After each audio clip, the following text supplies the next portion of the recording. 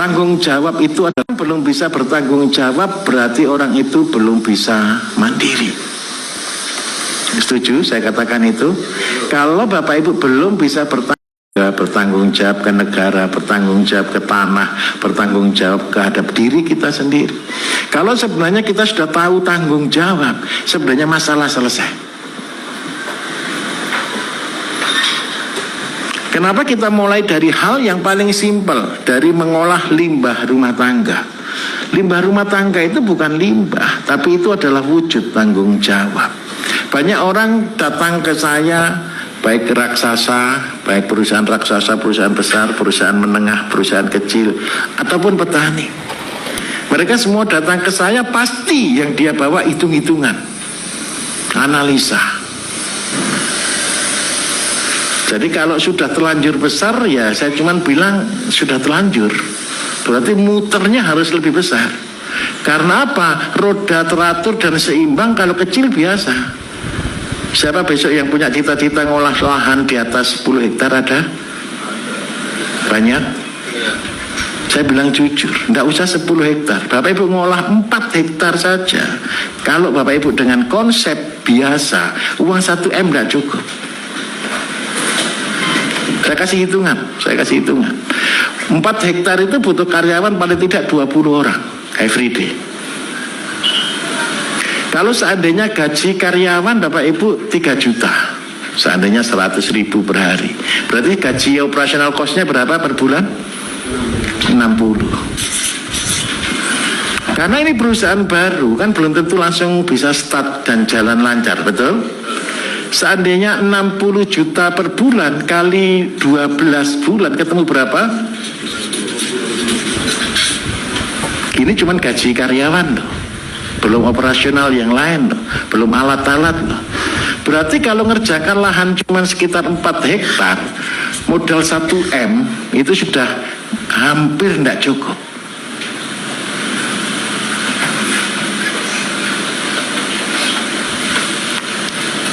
Jangan putus asa. Jangan putus asa, gitu. Konsep yang saya berikan Bapak Ibu, saya tidak memberikan konsep, tapi saya sedang memberikan satu pijakan, jalan. Kenapa saya berani mengatakan itu? Karena ini adalah jalan saya. Kemarin banyak orang mempertanyakan ke saya kan, Pak Bayu ini lulusannya sarjana ekonomi kan gitu kan, tidak cocok kalau saya ngajar pertanian, betul enggak? Tetapi percayalah, saya betul-betul bersyukur sekali karena saya sarjana ekonomi itu baru tahun 2012 Bapak Ibu. Sebelumnya saya minder sekali. Kalau saya diundang di kampus, di kuliah umum, terus disebutkan gelar saya Bayu Diningrat SE, sebelah saya Profesor Doktor panjang gelarnya, sebelah kiri panjang gelarnya juga, saya minder sekali. Apalagi ngajarnya pada waktu itu ada 3. Saya biasa ngajar tentang pertanian, karena yang undang saya biasanya Fakultas Pertanian, Fakultas Peternakan, dan yang paling keren satu, saya juga sering diundang di dokter-dokter Bapak Ibu, masalah herbal. Di hadapan dokter saya ngomong kesehatan pantas atau tidak Bapak Ibu? Malu atau tidak? Malu saya. Saya malunya kenapa? Saya dulu itu salah jurusan. Tetapi ketika setelah tahun 2012 saya baru bangga dengan titel saya sarjana ekonomi. Karena itu kalau ada kampus yang ngundang saya terus minta kurikulum vitae, saya bilang boleh tidak tambah kurikulum vitae? Boleh tidak saya tampilkan apa-apa, cuman Bayu Diningrat gitu aja. Karena apa? Tidak enak gitu. Jadi ketika Bapak Ibu tanya ke saya, Pak Bayu ini sarjana ekonomi jelaskan pertanian, belajarnya dari mana? Saya mau katakan jujur, 2010 saya tobat tidak membaca buku. Saya ulangi ya, keras. Tahun 2010 saya sudah tobat tidak mau membaca buku ciptaannya manusia. Kenapa kok saya tobat tidak membaca buku? Karena penulis buku bukan praktisi. Penulis buku hanya tukang teori. Mereka kalau seandainya nanti diminta pertanggungjawaban bukunya, itu pasti hasilnya nol besar. Seandainya saya penulis buku tentang sawit, harusnya saya sudah punya dulu dong 100 hektar sawit minimal, betul atau tidak? Seandainya saya penulis ayam, harusnya saya sudah punya kandang ayam besar dulu dong. Kalau seandainya saya penulis buku tentang pertanian, harusnya tanah saya minimal sudah 100 hektar dong. Betul atau tidak kira-kira? Tetapi kenyataannya penulis buku hanya penulis buku, Bapak Ibu. Dan yang paling menyakitkan, kalau Bapak Ibu punya buku 10 macam judul yang berbeda, kalau Bapak Ibu tarik jadi satu, isinya sama. Dari sana saya tobat tidak membaca buku. Apa yang harus saya lakukan? Lebih baik saya mundur ke belakang. Saya punya adik Bapak Ibu master di peternakan. Tapi percayalah, karena dia terlalu makan bangku kuliah terlalu lama, dia malah tidak bisa berbuat apa-apa. Yang ditanyakan satu, landasan teori, betul atau tidak? Kemarin ada salah satu peserta ya, salah satu murid kita ya di Malang. Ketika dia di grupnya bicara tentang pembenah tanah. Pembenah tanah itu kan mengurai tanah sampai kedalaman 30 cm. Ini ada dari Undip, kebetulan lokasinya 3 menit dari Undip. Salah satu doktornya di Undip itu datang ke sana, cuman datang bawa alat pengukur, Pak Ibu. Dia cuma nusuk tanah, setelah nusuk tanah ketemu 30 cm dia pulang. Sama teman saya ditanyai, Pak tunggu, ayo kita diskusi. Oh enggak Pak, sudah terbukti, saya pulang. Kenapa kok begitu? Ketika suatu teori dikeluarkan, kita seringkali terkotak di sana.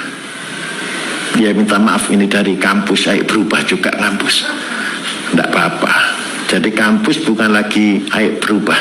Apalagi kurikulum kita sekarang kurikulum merdeka. Jadi kita tidak mengkotak mahasiswa, tapi membiarkan mahasiswa menjadi profesor semuanya, walaupun tanpa S2, S3. S1 sudah jadi profesor, itu kan tidak apa-apa ya. Karena profesor itu kan cuma pemberian saja kan. Nah, dari sana Bapak Ibu kalau Bapak Ibu tanya ke saya, apa landasan teori saya? Landasan teori saya adalah alam. Resikonya apa? Kalau kita belajar kita punya landasan teori, tetapi kalau kita praktek, boleh tidak dijadikan landasan teori? Landasan teori saya satu Bapak Ibu. Einstein berkata, kalau kepingin hasil berbeda, berarti kita gunakan cara berbeda. Kalau kita kepingin hasil berbeda, gunakan cara yang sama, itu namanya orang gila. Itu landasan teori saya. Karena semua landasan teori yang ada berakhir pada kegagalan. Tahun 2010 saya mulai balik kanan. Kalau boleh saya katakan itu tobat Bapak Ibu. Tobat itu istilahnya cuma sepele. Tobat itu berbalik 180 derajat, bukan 360 loh ya. 180 derajat. Kira-kira melawan arus enggak? Melawan. Ketemu enggak di situ? Enggak ketemu. Itu baru saya memperkokoh teori saya. Teori 1005 itu melawan arus atau tidak Bapak Ibu? Ditertawakan banyak orang tidak Bapak Ibu? Masa bisa tanah 1000 meter menghasilkan 5 juta per bulan? Nanti harapan saya Bapak Ibu bukan 1005 lagi. Yang di Semarang bilang saya sudah 1015 Pak. Ya di tempat lain saya 1020 Pak. Tahu 1015 1000 meter menghasilkan 15 juta per bulan. Di tempat lain bisa 20 juta per bulan. 1005 itu saya tulis 12 tahun lalu Bapak Ibu. Masa harga tidak berubah sama sekali selama 12 tahun? Nah, yang menjadi masalah satu, biaya tetap atau tidak kira-kira? Biayanya gratis. Harga jualnya yang harus meningkat. Nah, saya tunjukkan di sini. Kalau kita langsung mulai besar, uang berapapun saya jamin habis. Percayalah. Saya biasa merintis usaha Bapak Ibu. Jadi kayak tempat pelatihan begini, Bapak Ibu masih baru. Ini masih saya rintis 3 tahun, 4 tahun. Setelah ini genap semuanya, sistem terjadi semuanya, kita close, tidak boleh jadi tempat pelatihan. Tempat pelatihan kami yang pertama Bapak Ibu sudah terlalu besar. Sudah sampai ada hotel, semua sudah lengkap. Begitu sudah terlalu besar, kita close. Tidak boleh ada pelatihan di sana. Saya merintis lagi, baru lagi. Buat dari nol lagi. Setelah itu nanti jadi 3 tahun, sudah semua hitungannya sudah M, tutup lagi. Cuma jadi tempat wisata, cuma jadi edukasi lokal. Saya tidak akan ngajar di sana. Besar. Dan percayalah, tidak cukup uang sedikit. Karena itu saya minta tolong, mulai dari yang kecil itu adalah prinsip. Jadi di tempat ini Bapak Ibu, Bapak lihat kesederhanaan. Semua masih sederhana, semua masih simple, semua masih bisa diikuti. Siapa yang sudah dalam hati berkata, kalau cuma begini saja saya bisa, sudah ada? Satu, belum? Seperti itu. Goal saya cuma satu. Orang datang, orang lihat dan berkata, saya bisa menjadi lebih baik. Sudah ada yang komen seperti itu? Sudah keliling atau belum ini? Jangan-jangan belum keliling ini. Sudah ya? Bapak Ibu lihat semua mudah atau susah? Mudah. Ingat baik-baik, yang sulit harus dipermudah. Kita harus merubah budaya Indonesia. Kalau bisa dipersulit, kenapa dipermudah? Betul atau tidak? Ayo kita rubah budaya itu. Belajar pun kan harus dipersulit. Saya akan mengajari dipermudah. Jadi Bapak Ibu saya minta tolong, jangan mulai besar. Kenapa kok begitu? Enak mana? Modal 1 miliar atau modal 1 juta?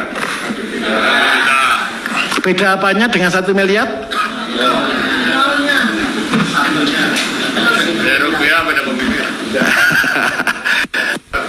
Kalau di sini modal 1 M Bapak Ibu itu nolnya 9.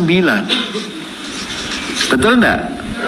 Tetapi kalau saya ngajarkan, kalau dulu modal 500.000, kalau sekarang modal 1 juta lah.